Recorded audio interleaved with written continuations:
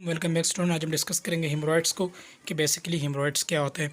Haemorrhoid की बात करें तो हेमरॉइड्स को हम पाइल्स भी कहते हैं और उर्दू में इसे हम बवासीर कहते हैं। ये जो एनस होता है, एनस और रेक्टम के वॉल में यानी कि इनके दीवारों के साइड पर जो म्यूकोसा लाइनिंग होती है, यहाँ पर छोटे छोटे कैपिलरीज होती हैं, ब्लड वेसल्स होते हैं। जब ये ब्लड वेसल डायलेट हो जाते हैं या स्ट्रेच हो जाते हैं तो उसके नतीजे में वो ब्लड वेसल की डायलेशन या स्ट्रेचिंग की वजह से ब्लडिंग स्टार्ट होता है और इसे हम हेमरॉइड्स कहते हैं। हेमरॉइड्स की बात करें, जैसे कि स्टार्टिंग में आपको बताएं कि इसके जो ब्लड वेसल होते हैं वो डायलेट हो जाते हैं।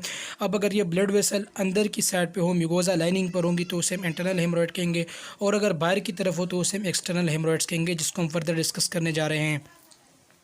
टैब्स की बात करें तो तीन बेसिक टैब्स होते हैं हेमरॉइड्स के। पहले टैब्स का नाम है इंटरनल हेमरॉइड्स, दूसरे टैब्स का नाम जो है वो है प्रोलेप्स्ड हेमरॉइड, और तीसरे टैब्स का नाम जो है वो एक्सटर्नल हेमरॉइड्स है। बेसिकली ये दो बेसिक हेमरॉइड्स होते हैं, एक इंटरनल यानी कि अंदरूनी हेमरॉइड्स होता है और एक एक्सटर्नल यानी कि बैरूनी हेमरॉइड्स, जब ये वेन बाहर की तरफ डायरेक्ट हो जाता है। तो हम सबसे पहले टाइप 1 को डिस्कस करेंगे। टाइप 1 हेमरॉइड्स में जो वेसल्स होता है वो इंटरनली डायलेट हो जाता है, म्यूकोसा लाइनिंग के अंदर ही डायलेट होता है और उसे हम आम तौर पर नहीं देख सकते, लेकिन जब पखाना पास करते वक्त प्रेशर पड़ता है तो उस डायलेटेड वेसल से ब्लीडिंग आती है, फीसिस के अंदर ब्लीडिंग आती है, जो कि इंटरनल हेमरॉइड्स को इंडिकेट करता है और ये ब्लड के ज़रिए ही नोटिस होता है। टाइप 2 की बात करें, जो एक्सटर्नल हेमरॉइड्स होता है, एक्सटर्नल हेमरॉइड्स में एनस के बाहर पर डायलेटेड वेन जो है वो अपीयर हो जाता है और ये विजिबल नहीं होता, ऑलवेज विजिबल नहीं होता। इसके भी कुछ कंडीशन होते हैं, लेकिन कभी कभार ये एनल के बाहर लम्ब से गुब्बारे की तरह या एक एप्सिस की तरह, दाने की तरह स्ट्रक्चर नमूदार हो जाता है, और जब ये फूल जाता है तो ये इसका कलर ब्लू हो जाता है, क्योंकि इसके अंदर ब्लड डायलेट हो जाता है और इसकी सर्जिकल इंटरवेंशन बहुत ज़रूरी होती है, इसकी कोई ट्रीटमेंट नहीं है। टाइप 3 की बात करें तो टाइप 3 को प्रोलेप्स हेमरॉइड्स कहते हैं। प्रोलेप्स बवासीर यानी कि जो डायलेटेड वेसल होता है वो बाहर की तरफ मूव हो जाता है, एनस से बाहर की तरफ बल्जेस हो जाता है और इसे हम प्रोलेप्स हेमरॉइड कहते हैं।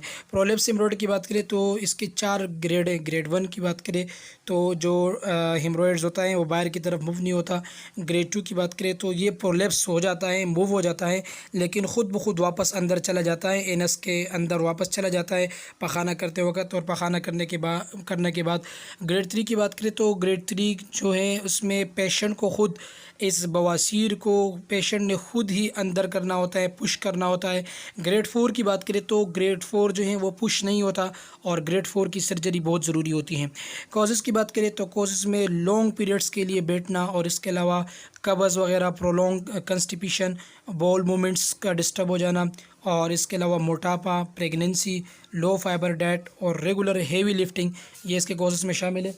पैथोफिजियोलॉजी की बात करें तो पैथोफिजियोलॉजी में कंटिन्यूसली स्ट्रेनिंग हो गया या प्रेशर हो गया एनल एरिया के ऊपर, उसकी वजह से जो नॉर्मल फिब्रोवास्कुलर वेसल्स होंगे वो इनलार्ज हो जाएंगे। जब वो इनलार्ज हो जाएंगे तो उसकी अटैचमेंट जो रेक्टल वॉल के साथ होती है वो भी लॉस हो जाएगी, जिसकी वजह से ब्लड वेसल जो है डैमेज हो जाएगा, स्वेल हो जाएगा और बल्ज हो जाएगा, फूल जाएगा, और इसके नतीजे में हेमरॉइड जो है बन जाएगा, या तो इनर हेमरॉइड होगा या आउटर हेमरॉइड होगा।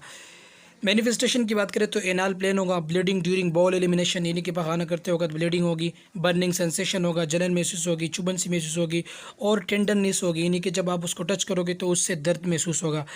डायग्नोस्टिक टेस्ट की बात करें, फिजिकल एग्जामिनेशन बहुत ज़रूरी होता है। प्रोटोस्कोपी एक आला होता है, मेटल का बना होता है, जिसको एनल के अंदर इंजेक्ट किया जाता है, उसके ज़रिए भी यानी कि जो हेमरॉइड्स होते हैं हेमरॉइड को फाइंड आउट किया जाता है। इसके अलावा सिग्मोइडोस्कोपी, सिग्मोइड कोलन की स्कैनिंग, इसके अलावा एवेल्यूएशन अंडर एनेस्थीसिया करके यानी कि बेहोशी के बाद एवेल्यूएशन किए जाते हैं, और ये ऑलमोस्टली सर्जिकल प्रोसीजर होता है। मेडिकल मैनेजमेंट की बात करें तो कंस्टिपेशन से अवॉइड करना है, हाई फाइबर डाइट लेने हैं, और प्रोलॉन्ग सिटिंग से परहेज़ करना है। टॉपिकल एनाल्जेसिक, टॉपिकल कहते हैं बैरूनी, स्किन के यूज़ करने वाले तमाम जो लोशन हो गए, ट्यूब वगैरह हो गए, उसको एडवाइस करना है, और टॉपिकल एनेस्थीसिया एडवाइस करना है ताकि वो जगह बेहोश रहे। प्रोलॉन्ग सिटिंग, हार्ड सरफेस यानी कि सख्त जगह पर लॉन्ग टाइम के लिए बैठने से परहेज़ किया जाए और प्लेंटी ऑफ वाटर, पानी के मकदार को ज़्यादा बढ़ाया जाए और सिस बात लेना चाहिए। सिस बात से मुराद नीम गर्म पानी को बाउल में लेके पेशेंट को बैठने की एडवाइस किया जाए। लुब्रिकेंट्स को एडमिनिस्टर करना है जिसकी वजह से लुब्रिकेशन हो जाए। इसके अलावा सर्जिकल मैनेजमेंट की बात करें तो सर्जिकल टेप होता है। सर्जिकल टेप को फिक्स किया जाता है प्रोलेप्स हेमरॉयड को। जो प्रोलेप्स हेमरॉयड होता है जो बाहर की तरफ पुश हो जाता है, उसको फिक्स करने के लिए सर्जिकल स्टेपल एक किस्म का प्रोसीजर होता है जिसमें रेक्टम के अंदर जो ब्लड सप्लाई होती है उसको काट किया जाता है, जिसकी वजह से जो टिश्यू होता है हेमरॉयड हो जाते हैं वो श्रिंक हो जाता है और जो प्रोलेप्स्ड हेमरॉयड होता है वो बेग हो जाता है अपने मेन पोजीशन पर। इसके बाद रबर बैंड लाइगेशन की बात करें तो ये भी एक सर्जिकल प्रोसीजर होता है जहाँ पर जो डायलेटेड वेसल होता है उसको बेस में बांध दिया जाता है, यानी कि जो छोटी छोटी कैपिलरीज होती है उसको बांध दिया जाता है रबर बैंड के ज़रिए, और या उस वेसल्स को काट दिया जाता है, उसकी सर्कुलेशन को ब्लॉक किया जाता है। और ये ट्रीटमेंट सिर्फ़ और सिर्फ इंटरनल हेमरॉयड के लिए होता है। इसके अलावा हेमरोइडिक्टोमी कहते हैं रिमूवल के सर्जिकल रिमूवल ऑफ हेमरॉयड्स को। तो पूरा हेमरॉयड जो इंटायर हेमरॉयड होता है उसको रिमूव करना हेमरोइडिक्टोमी कहलाती है।